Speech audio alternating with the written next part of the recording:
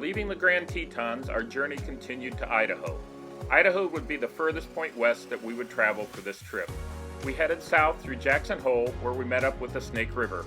It was a beautiful drive following the Snake River down around the Tetons, then up along the Palisades Reservoir. At the northern point of the reservoir, we rejoined the Snake River. We continued following the river almost all the way to Idaho Falls. We drove through Idaho Falls, arriving in Arco, Idaho, to stay overnight at the Arco KOA.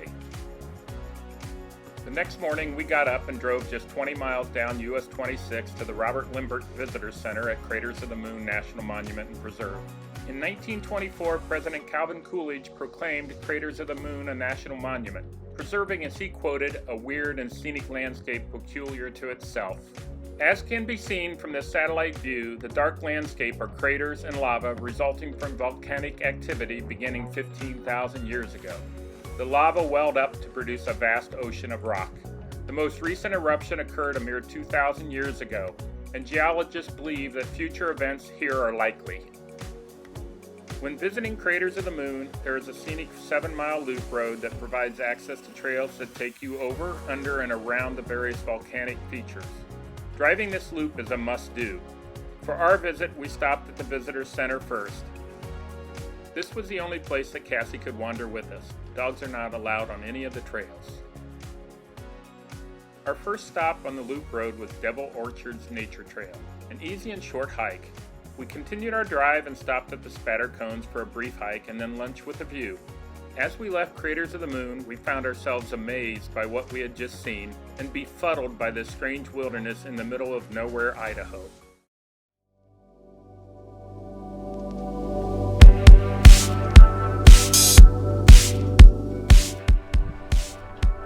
Craters of the Moon, bit bizarre.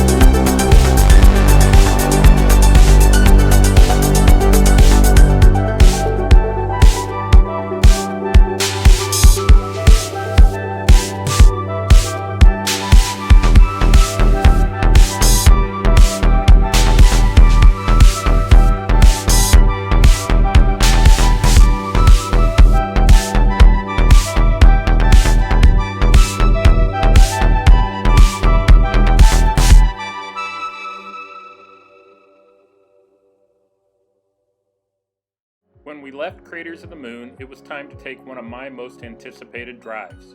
We continued west on US 20 and then headed north on Idaho 75. Driving through the Sawtooth National Forest, this stretch of highway is also known as the Sawtooth Scenic Byway. It drives through ski country, including Sun Valley and Ketchup. We drove over the Galena Pass and encountered hail at the higher elevation. On the other side of the Galena Pass, we finally saw the headwaters of the Salmon River. We were just a few more miles from our next stop, Glacier View Campground at the Redfish Lake Resort in the Sawtooth Mountains. Redfish Lake near Stanley, Idaho is in the Sawtooth National Recreation Area and consists of over 750,000 acres of beautiful mountainous scenery. The Sawtooth Mountains have over 40 peaks rising above 10,000 feet. The Redfish Lake Resort sits on the northeast edge of the lake. The resort is a popular vacation destination and includes a lodge, marina, restaurant, several campgrounds, and many hiking trails. We stayed at the Glacier View Campground, which had great views of the mountains. We were there 5 days. We enjoyed our visit and took advantage of the nice resort area, including walking the campground and beach, going to the visitor center, eating at the restaurants both inside and out, and renting a boat to motor right up to the mountains for lunch.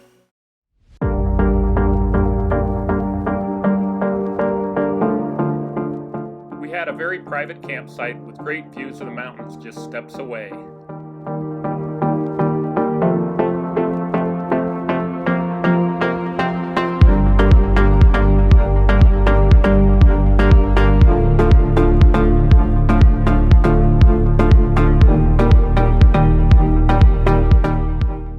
Bears are in the area. The only wildlife we saw in the campground were deer. Sue, Cassie, and I spent a lot of time walking down to the picnic area and along the shore over to the lodge area. Sue took some great pictures in this area, including Redfish Lake Creek and the mountains from the shoreline.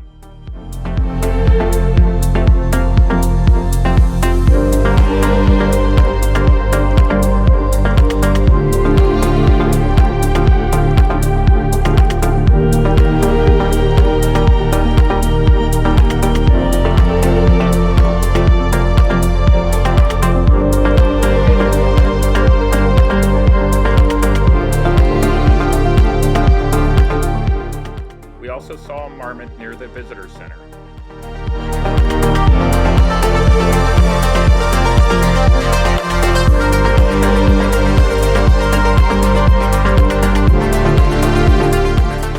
We visited the bar and restaurant one evening, but the best memory was eating outside as a hail and thunderstorm suddenly rolled in over the mountains.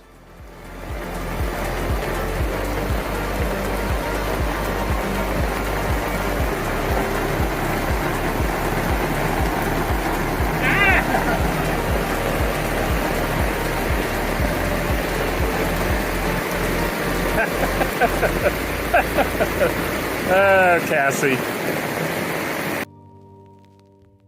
Each morning was a different experience, with many of them being beautiful blue skies. Other days we watched as heavy fog and clouds lifted off of the lake and out of the mountains.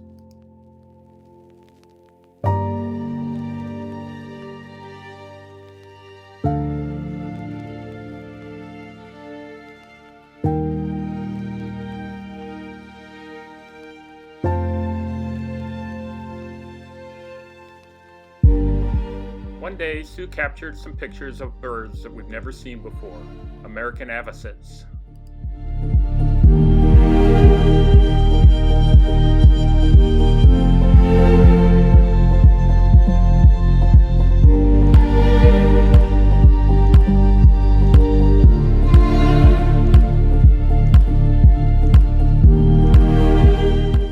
One of our best experiences of the Sawtooth Mountains was renting a boat and driving to the other end of the lake. We had lunch on the boat and just enjoyed the beauty and calm of the lake and mountains.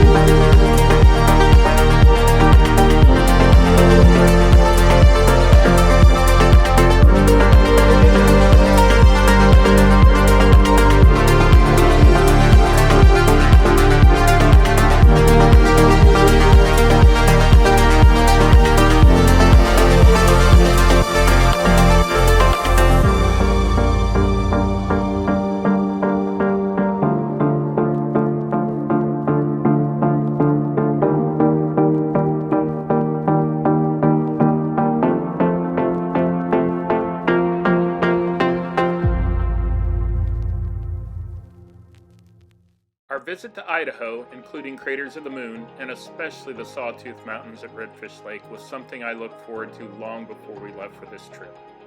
Two experiences that Sue and I will never forget. But the bucket list item that I most wanted to check off my list was seeing the Salmon River. In our next video, we not only see the Salmon River, but Sue and I get to experience it by whitewater rafting while I fly fish for the first time. The beauty of Idaho continues.